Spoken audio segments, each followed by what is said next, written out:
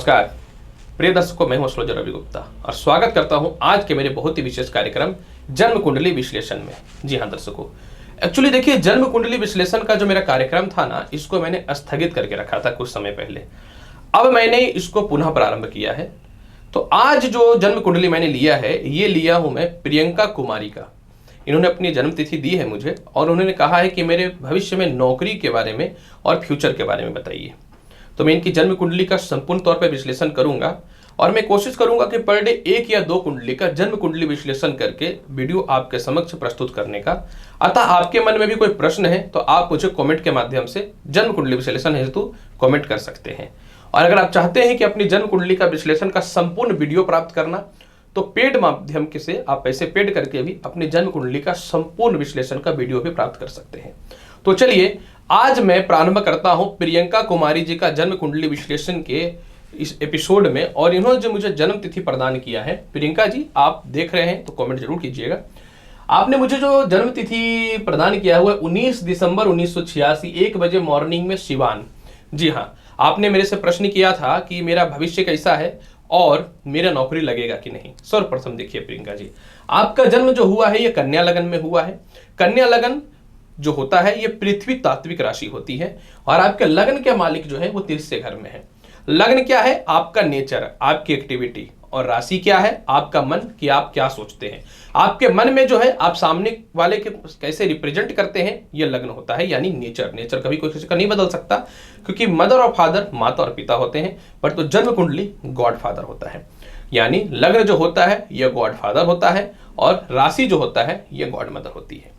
अब यहां पे देखिए, आपका राशि जो है कर्क है, यानी चंद्रमा निश्चित तौर पे अपनी स्वयं की राशि में है, परंतु 0 डिग्री का है, अर्थात मन कारक ग्रह कमजोर अवस्था में है। और इसके अलावा जो है चंद्रमा के ऊपर जो है राहु की पंचम दृष्टि भी है, यानी इस पे भी हम लोग चर्चा अवश्य करेंगे। देखिए प्रियंका जी, लग्नेश क्या है? आपकी उत्पत्ति, जननी। कहा जाता है कि उसका जन्म और उसका जात माने रखता है।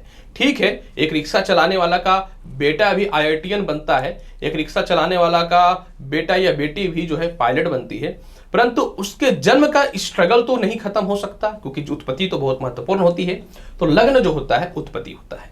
प्रियंका जी, आपके लग्न का मालिक बुध तृतीय घर में बैठा हुआ, हालांकि तृतीय स्थान के बुध कारक होते हैं, लेकिन वृश्चिक राशि में बैठा हुआ है जो जल तात्विक राशि होती है। अतः ये आपको क्या करेगा? स्वभाव से भावुक, दयालु, कम उम्र में ज्यादा मेच्योरिटी, परिवार को लेकर चलने वाला तो बनाएगा, लेकिन तृतीय घर में बुध बैठने के कारण वृश्चिक राशि में कभी कभी आपको किसी चीजों में मूर्ख, क्योंकि वृश्चिक राशि में बुध अच्छे फल नहीं देते हैं, कभी कभी आलसी, मन में दरिद्रता की स्थितियां, मतलब ठीक है करूंगी नहीं करूंगी, और कभी कभी नेगेटिव बातों को लाने वाला रहता है। अतः अपनी जिंदगी में इन चीजों से आपको बच के रहना चाहिए। हालांकि बुध शनि के साथ बैठे हुए हैं, मित्रगत राशि में है, शनि आपको बल प्रदान करता है, इसमें कोई शक नहीं है, परंतु लग्नेश पे प्रभाव केतु का भी है, क्योंकि केतु जब लग्न में आपका बैठा हुआ है तो केतु का तो माथा ही नहीं है। तो जिसके पास माथा नहीं, वो शांति के तलाश में रहता है, जिसका अर्थ ही वो शांति जब भी मिलेगा तो स्पिरिचुअल से मिलेगा। तो इसका अर्थ ये हुआ कि आपको अध्यात्म की ओर, ज्ञान की ओर भी काफी रुचि निश्चित तौर पे रहता है। इसके अलावा चंद्रमा क्योंकि मन का कारक है, देखिए चंद्रमा के ऊपर केतु की जो है ये 5वीं दृष्टि पड़ रही है। अब चंद्रमा तो दूषित हो गया, अब चंद्रमा के ऊपर केतु की 5वीं दृष्टि पड़ना, चंद्रमा दूषित हो जाना, ये ठीक नहीं होता है। यानी कभी कभी आपको अचानक बहुत ज्यादा क्रोध, बहुत ज्यादा चिड़चिड़ापन और बहुत ज्यादा जीवन में अस्थिरताएं फील होंगी, डिप्रेशन की स्थितियों को लाने वाला रहेगा। तो इसका अर्थ यह हुआ कि अपने जीवन में आपको हमेशा जो है चंद्रमा को प्रबल रखना ही चाहिए, यानी चांदी के पात्र में जल वगैरह ग्रहण करना चाहिए और हमेशा मजबूती स्थिति में अपने आप को रखना चाहिए, डिप्रेशन में नहीं आना चाहिए। अब यहां पे देखिए, आपकी कुंडली में जो है मैं चर्चा करूं, थोड़ा सा हेल्थ की चर्चा कर लूं। हेल्थ कारक राहु है और बृहस्पति है, यानी बृहस्पति खराब हो गया, यानी यूरिन इन्फेक्शन, लीवर की समस्या और सिर में थोड़ा दर्द की समस्या, और ये तो रहेगा। अगर आपकी वेट भी बढ़ेगी तो अनकंडीशनल स्थितियों पे बढ़ेगा। अतः अपने जीवन में आप जितना फिट रहिएगा, आपके कर्म क्षेत्रों में फ्यूचर बनाने में उतना सपोर्ट करेगा बृहस्पति। अब यहाँ पे हम लोग चर्चा करते हैं कुछ दाम्पत्य जीवन का। देखिए, दाम्पत्य जीवन स्थान के मालिक बृहस्पति जो है 7वें घर से द्वादश हो गए, जिसका अर्थ ये होता है कि आपके वैवाहिक जीवन बहुत अच्छा नहीं रहेगा। संघर्ष, स्ट्रगल और परेशानी निश्चित तौर पे रहने वाला रहेगा, क्योंकि पंचम स्थान के कारक शनि पंचम स्थान को देख रहे हैं तीसरी दृष्टि से। अतः आप जिसको भी प्यार कीजिएगा बहुत ही सरल और सत्यवादी भावना से कीजिएगा, क्योंकि द्वितीय स्थान का लॉर्ड भी शुक्र है। लेकिन आपके दाम्पत्य जीवन में वैचारिक मतभेदता नहीं, जीवन शैली का फर्क रहेगा, जिसका अर्थ यह होता है कि आपको खुद से मेहनत करके आगे बढ़ना पड़ेगा सप्तमेश जब दूषित हो जाए, जिसका अर्थ यह होता है कि कहीं न तो कहीं पति भी संघर्ष में ही रहेंगे आपके जीवन में। और नवमांश कुंडली में अगर मैं चर्चा करूं तो आपके 7वें घर के मालिक बुध निश्चित तौर पे जो है बृहस्पति आय स्थान में, लेकिन यहां पे भी केतु की दृष्टि है, जिसका अर्थ हुआ कि अब बहुत रिच फैमिली से तो बिलोंग नहीं करेंगे, परंतु संघर्ष आपको करना पड़ेगा। अब टू द पॉइंट में आता हूं आपके कुंडली में कि आपका प्रश्न क्या था कि मेरा भविष्य कैसा है और नौकरी लगेगा कि नहीं। चलिए नौकरी की चर्चा करते हैं। सर्वप्रथम देखिए, नौकरी कारक बुध जो है आपकी कुंडली में तृतीय स्थान में है। सूर्य, बृहस्पति और शनि और बहुत हद तक जो है मंगल और बुध भी नौकरी को सफल बनाते हैं। कर्म क्षेत्र का मालिक आपकी कुंडली के तृतीय स्थान पे है, जिसका अर्थ यह हुआ कि तृतीय स्थान पे कर्मेश जाने का अर्थ हुआ कि बहुत ज्यादा संघर्ष और स्ट्रगल करना पड़ेगा आपको नौकरी के मामले में। हालांकि आपको मन है कि आप किसी भी तरह गवर्नमेंट जॉब में बैंकिंग या फिर कह सकता हूं एसएससी वगैरह, रेलवे वगैरह या फिर सचिवालय वगैरह से रिलेटेड या हाई कोर्ट या लोअर कोर्ट से रिलेटेड किसी प्रकार का जॉब प्राप्त करना चाहते हैं। हालांकि मेरा एडवाइस यह भी रहेगा अपने जीवन में आप सीएस या सीए, क्योंकि आपके तृतीय स्थान पे जो है शनि की दृष्टि, हालांकि सीएस बनने के लिए बृहस्पति बहुत महत्वपूर्ण योगदान निभाता है, तो बृहस्पति की स्थिति तो खैर बहुत अच्छी नहीं है। इसके अलावा जो है अगर हम लोग चर्चा करेंगे तो आपकी कुंडली में एक महत्वपूर्ण योग है कि बृहस्पति और मंगल का देखिए राशि परिवर्तन राजयोग है, जिसका अर्थ यह होता है कि अगर आप अपने जीवन में लेक्चररशिप के बारे में ट्राई करेंगे, बहुत हद तक प्रशासनिक में भी ट्राई करेंगे, लॉ वगैरह की पढ़ाई अगर करते हैं या फिर कह सकता हूं कि नॉर्मल टीचिंग वगैरह में भी रहते हैं तो सफल हो सकते हैं, क्योंकि मंगल और शनि टेक्निकल के मालिक हैं। तो इसके अलावा अगर आप ऐसी चीजों में भी अप्लाई कर सकते हैं जहां पे गवर्नमेंट जॉब के साथ कुछ टेक्निकल भी जो है एडजस्ट होता हो। अब देखिए यहाँ पे कुंडली में क्या है कि तृतीय घर पे चले गए हैं आपके लग्नेश यानी कर्म क्षेत्र के मालिक बुध, और सूर्य देख रहे हैं जो आपकी कुंडली में कर्म क्षेत्र को। देखिए सूर्य क्या है ना कि अपनी स्वयं की राशि में सूर्य क्या है, पावर, एनर्जी, 9 प्लेनेट में लीडर। तो ये आपको चतुर्थ स्थान का सूर्य मनुष्य को कभी कभी थोड़ा घमंडी और थोड़ा थोड़ा जो है ना क्रोधित बनाता है, तो आपको इस पे नियंत्रण करके रखना चाहिए, क्योंकि बृहस्पति बलवान होगा तो ये चीजें आएंगी। अब देखिए आपके जीवन में क्यों संघर्ष हो रहा है इसके बारे में भी चर्चा करेंगे। सर्वप्रथम पंचम स्थान के शनि जो है तृतीय घर में होकर के पंचम स्थान को देख रहे, जो साबित करता है कि नौकरी का योग है आपकी कुंडली में। इसके अलावा आपकी कुंडली में जो है भाग्य का मालिक धन स्थान पे, जिसका अर्थ यह होता है कि आप अपने मेहनत से अपने भाग्य से धन को अर्जित करने वाले रहिएगा। इसके अलावा बृहस्पति आपकी कुंडली में जो है एक्चुअल में 7वें घर का मालिक है, जो नौकरी के स्टेबिलिटी को दिखाता है, तो सप्तमेश षष्टेश हो गया है। तो ये क्या करेगा कि आपको प्राइवेट नौकरी को लगवाएगा और नौकरी में स्थिति को डैमेज करेगा, यानी आपका फ्यूचर में गवर्नमेंट जॉब लगता भी है तो भी आपकी स्थितियों में दिक्कतों का सामना करना पड़ेगा, ये चीज याद रखिएगा।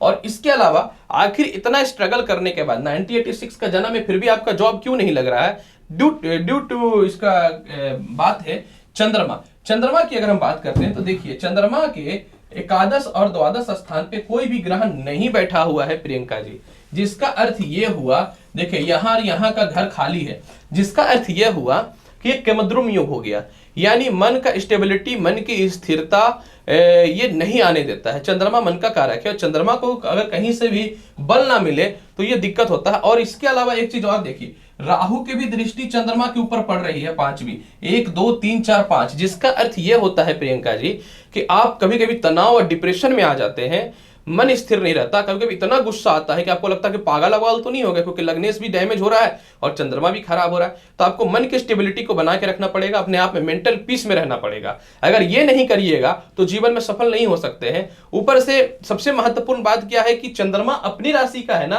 तो इसको स्थान बली बोलते हैं, यानी अगर आप थोड़ा सा मानसिक तौर पर शांति रखिएगा, मानसिक तौर पे, इसके अलावा वैवाहिक जीवन, क्योंकि विवाह भी लेट से अगर हो भी गया तो स्थिति ठीक नहीं रहेगी।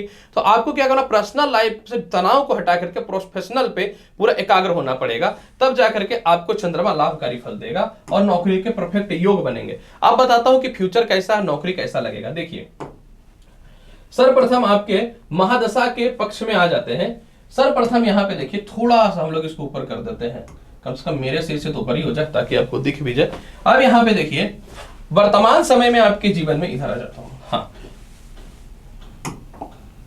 हाँ, ये देखिए, वर्तमान समय में आपके जीवन में 2009 से 26 तक बुध की दशा है। 2009 से 12 संघर्ष, स्ट्रगल, परेशानी रहा। 2012 और 13 में परिवार रिश्तेदार में किसी की मृत्यु, और इसके अलावा जो है तनाव और डिप्रेशन के अलावा जो है शिक्षा में बाधा हुआ। 2013 से 15 में आपके जीवन में शुक्र आए। इस समय आपने स्ट्रगल किया, मेहनत किया, कुछ हो सकता है बच्चों को ट्यूशन वगैरह करके या प्राइवेट कुछ करके पढ़ाई में कुछ पैसे कमा रहे थे, या किसी या विवाह का योग या किसी लड़के से संपर्क हो योग बना था। इसके बाद 2015-16 में आपके जीवन में सूर्य आए, तो आपके अंदर लगा कि मुझे लाइफ में कुछ करना है।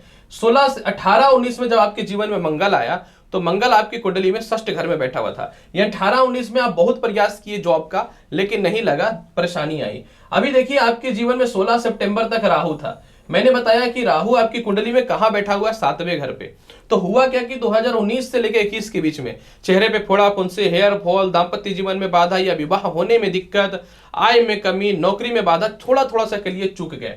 और आपकी कुंडली में फिर देखिए, बृहस्पति का प्रवेश हो चुका है 2023 तक। 16 सितंबर से लेकर के 2021 से लेकर 22 दिसंबर 2023 तक आपके जीवन में बृहस्पति का प्रवेश हो चुका है। और बृहस्पति आपकी कुंडली में जो है वो कहां है, छठे घर पे। पूरे पत्रिका में सबसे खराब बृहस्पति होता है।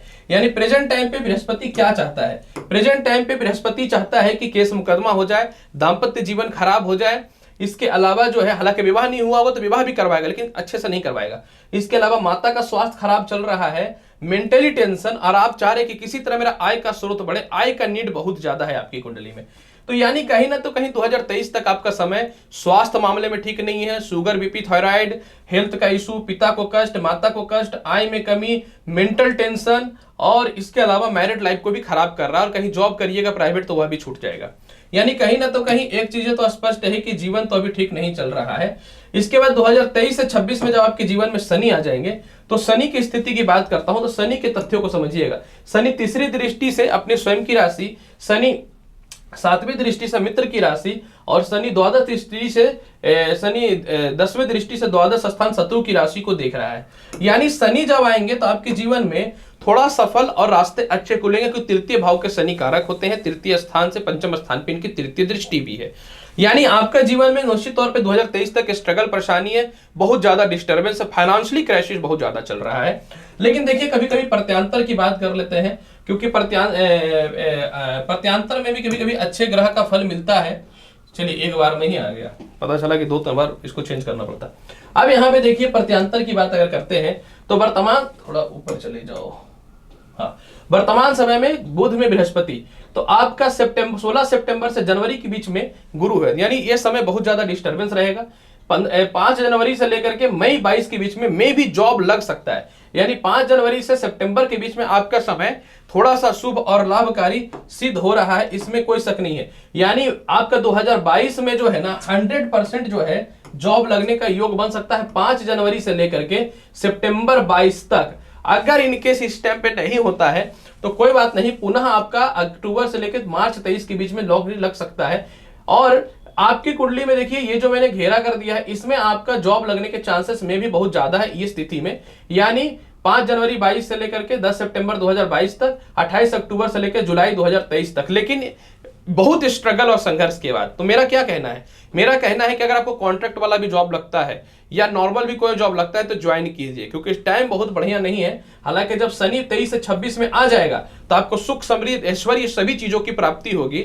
इसके बाद केतु की दशा आएगी तो फ्यूचर में आप दिखवा लीजिएगा मेरे से अपनी पत्रिका, और नहीं तो जन्म कुंडली विश्लेषण एक बार करवा लीजिएगा पुनः। यानी कहीं ना तो कहीं जीवन का जो सिचुएशन है वो बहुत अच्छा नहीं चल रहा है। क्या करना चाहिए उपाय के तौर पे सुनिए। सर्वप्रथम तो आपको एक पन्ना पहनना चाहिए, क्योंकि पन्ना अगर आप धारण करते हैं तो निश्चित तौर पे बुध प्रबल होगा, और बुध प्रबल होगा तो आप सक्सेस कीजिएगा। एक नीलम या नीलम का सब्स्टिट्यूट नीली या फिर ब्लू वजरमनी या ब्लू जरकन आप धारण कर सकते हैं, ये भी आपको सफल बनाएगा। और इसके अलावा जो है एक सफेद हीरा या जरकन धारण कर सकते हैं, जो आपको लाइफ में अचीवमेंट देगा। इसके अलावा अपने हाथ में एक चांदी का कड़ा पहन लीजिए, चंद्रमा को मजबूत करके रखिए, अपने रूम को सफेद रंग करके रखिए ताकि मेंटल पीस आपको मिलता रहे। और लग्न का केतु है तो गणेश चालीसा और दुर्गा चालीसा का पाठ हमेशा किया कीजिए। और 7वें घर का राहु के कारण पत्रिका मिला के विवाह करेंगे। अगर पत्रिका मिला के विवाह नहीं भी हुआ है तो मैरिड लाइफ को किसी तरह आप संभाल करके रखिए, क्योंकि एक बार रिश्ता खराब हो जाता है तो दोबारा तो इस धरती पे जल्दी बनता नहीं है। संसार तो यही चल रहा है। अब इतना करके रखिए, आपके लिए बहुत ज्यादा बेहतर और लाभकारी रहेगा। जीवन में गायत्री मंत्र का जाप करिए और सूर्य के प्रभाव को कम करने या बढ़ाने के लिए जो है संडे के दिन जो है जल में लाल रोड़ी डाल करके सूर्य को अर्घ्य दीजिए, तब जाकर के आपके जीवन के कुछ सफलता के रास्ते खुल जाएंगे। तो प्रियंका कुमारी जी, आज मैंने आपके जन्म कुंडली का संपूर्ण तौर पर विश्लेषण किया है। उम्मीद करता हूं प्रिय दर्शकों आपको भी यह जानकारी अच्छी लगेगी। आप भी अपनी जन्म कुंडली का विश्लेषण कराना चाहते हैं तो अपने प्रश्न और आप क्या करते हैं ये अवश्य लिख के भेजिएगा, समय को बचाने के लिए, ताकि बेहतर हो। नहीं तो आधा से ज्यादा समय लग जाता है आपको ये करने में कि सामने वाला क्या करता है। तो ये कर लीजिए और फिर मिलते हैं अगली वीडियो में और महत्वपूर्ण और ज्ञानवर्धक जानकारी का। तब तक नमस्कार, सब्सक्राइब जरूर कीजिएगा। धन्यवाद।